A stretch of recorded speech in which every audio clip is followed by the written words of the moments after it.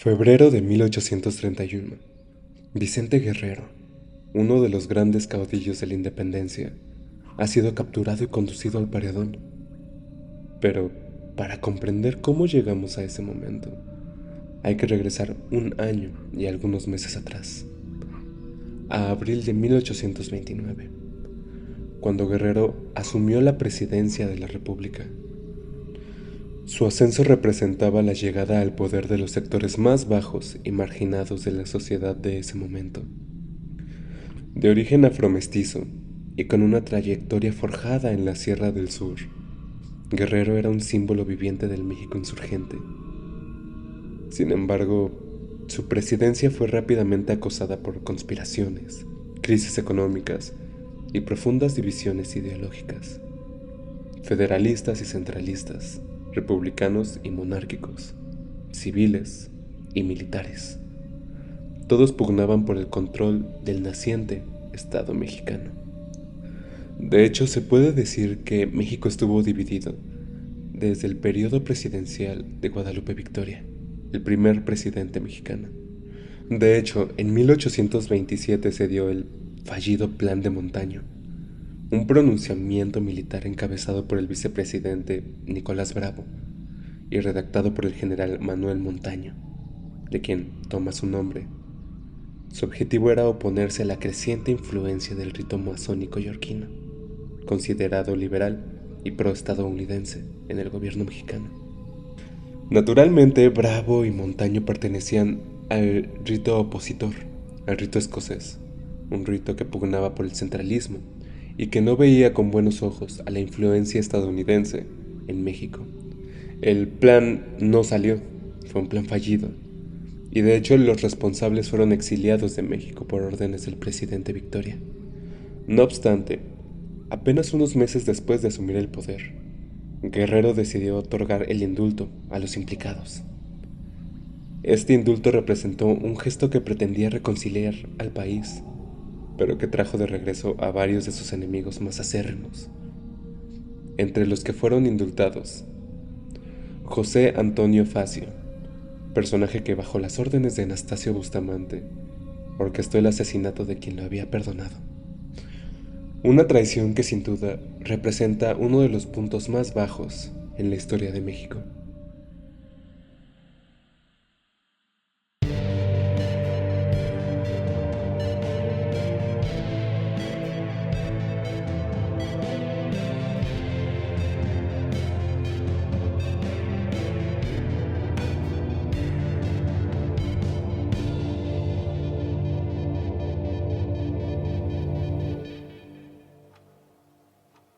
Bienvenidos a El Archivo de las Leyendas, el podcast donde cada semana desenterramos los relatos más misteriosos y los hechos más reveladores del pasado mexicano. Hoy nuevamente no hablaremos de fantasmas ni de aparecidos, sino de un espectro real, el de la traición. Viajaremos a los primeros años del México independiente para revivir un episodio oscuro y muy doloroso.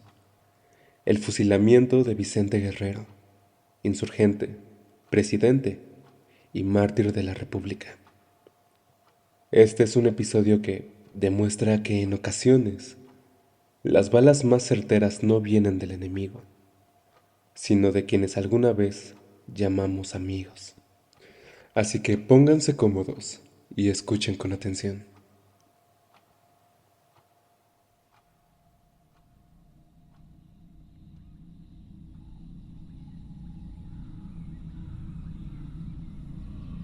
Vicente Guerrero durante su presidencia se enfrentó a muchas cosas, pero en especial se enfrentó a fantasmas del pasado. El rey Fernando VII ordenó un ataque en suelo mexicano en aras de reconquistar el territorio. Isidro Barradas fue el elegido para estar al frente de dicha expedición, que desembarcó en Tamaulipas en julio de 1829. Guerrero mandó al reconocido Antonio López de Santa Anna, junto con Manuel Mier y Terán, a combatir la expedición Barradas, cosa que lograron. No obstante, también se tenía información de que existía una segunda expedición que atacaría desde Jalapa, Veracruz. Guerrero tomó la difícil decisión de enviar al vicepresidente Anastasio Bustamante al frente de una guarnición de hombres para repeler a los invasores, en caso de que esta información fuera certera.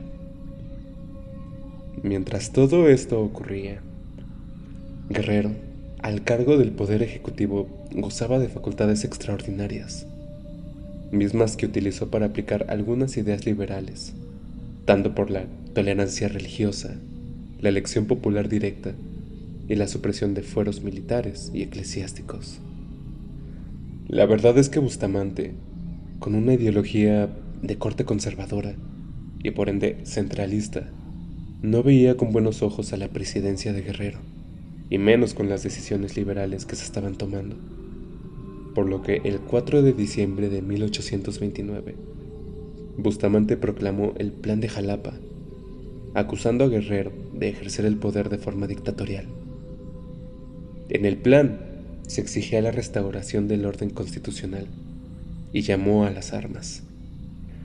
Él, a un presidente, para evitar una guerra civil de grandes proporciones, dejó la capital el mismo mes para dirigirse a Jalapa y tratar la rebelión personalmente. Siguiendo con lo estipulado por la Constitución, al irse, transfirió el poder de manera interina a José María Bocanegra. Sin embargo, este no fue reconocido, y la salida de Guerrero fue interpretada como un abandono de su cargo.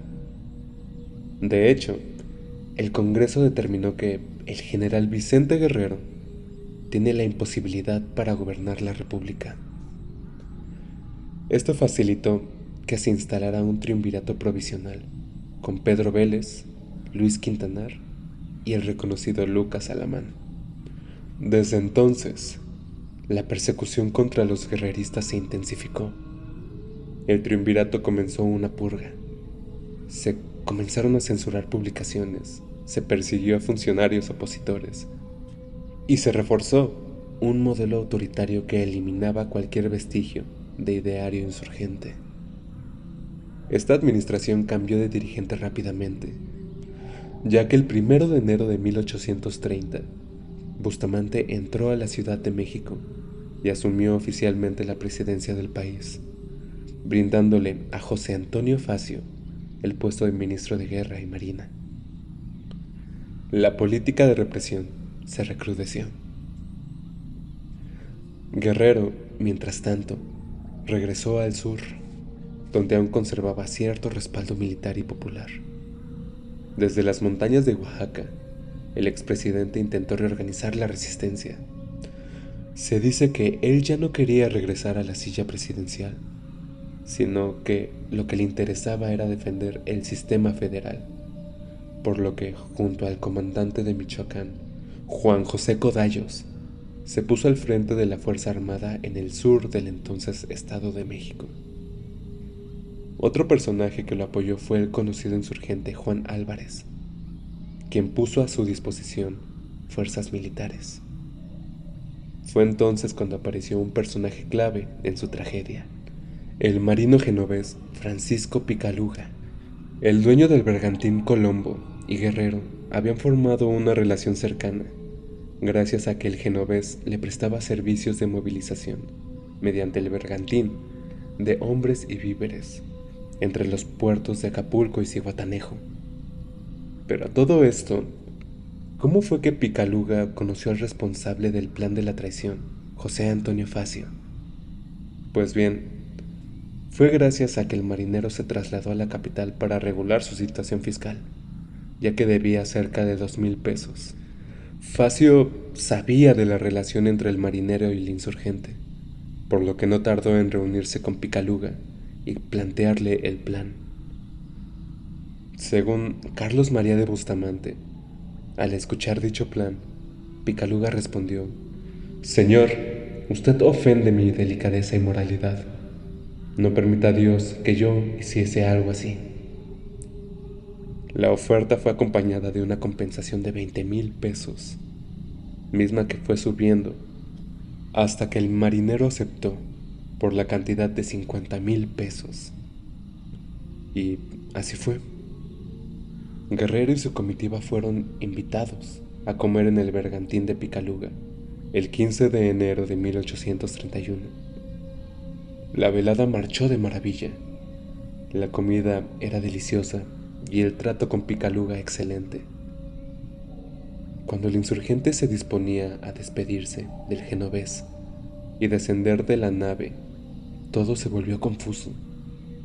La tripulación impidió que bajaran a tierra. Los invitados fueron atados de manos y después se les colocaron grilletes. Guerrero fue hecho prisionero en un camarote, custodiado por múltiples centinelas. Encerrado en ese camarote del Bergantín, Guerrero fue trasladado a Huatulco, en Oaxaca. La playa en la que fue entregado ahora se conoce por ese nombre, La Entrega. De ahí lo llevaron al convento de Cuilapan, donde se organizó un consejo de guerra express. Las acusaciones eran múltiples. En específico, eran 7 cargos por los que Guerrero era acusado. El primero, su participación en el pronunciamiento de la acordada y el saqueo al Parián. Recordemos que el pronunciamiento de la acordada fue el disturbio que se causó tras conocer que el presidente que seguiría a Guadalupe Victoria era Manuel Gómez Pedraza. Los amotinados eran partidarios de Guerrero y atacaron el mercado del Parián, un punto comercial importante que se encontraba ubicado en la plancha del Zócalo. El segundo cargo era incitar a la rebelión a las fuerzas de don Juan Álvarez, a pesar de la decisión de las cámaras que habían declarado al acusado con incapacidad para gobernar. El tercer punto es el arresto de los oficiales de la división del antiguo realista José de Armijo tras la batalla de Texca. Cabe mencionar que José Gabriel de Armijo fue uno de los personajes que fueron indultados por Guerrero, pero también fue uno de los generales que secundó el plan de Jalapa. El cuarto punto se refiere a la violación de una capitulación celebrada con la guarnición de Acapulco. El quinto, haber actuado como rebelde por levantar fuerza armada tras la declaración de incapacidad para gobernar por parte del Poder Legislativo. El punto número 6, el desprecio a la benévola oferta del gobierno de Bustamante para lograr la paz mediante el exilio de don Vicente Guerrero. Es cierto, el gobierno de Bustamante, mediante Manuel Primo de Tapia, en diciembre de 1830 le propuso a Guerrero la paz. Se le perdonaría la vida, pero debía salir exiliado del país. Claramente Guerrero se negó. Y el último punto menciona que Guerrero es acusado de encabezar la división que combatió a las fuerzas afines al gobierno de Bustamante en las inmediaciones de Chilpancingo. Por estas acusaciones, la resolución no fue nada alentadora.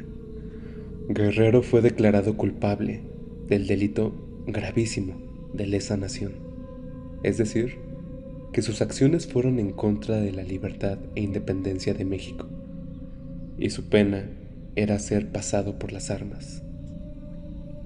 La sentencia fue notificada el 11 de febrero de 1831, llevándose a la práctica el 14 de febrero del mismo año. Y de esta forma, a los 39 años, Vicente Guerrero fue conducido al pie de la iglesia de Cuilapan. Se negó a ser vendado, pero al final él mismo se cubrió los ojos. Se sentó frente al pelotón, firme, sin temor. Según algunos relatos, sus últimas palabras fueron una exhortación a seguir defendiendo la libertad y la independencia. Vicente Guerrero no murió en combate, sino que murió traicionado.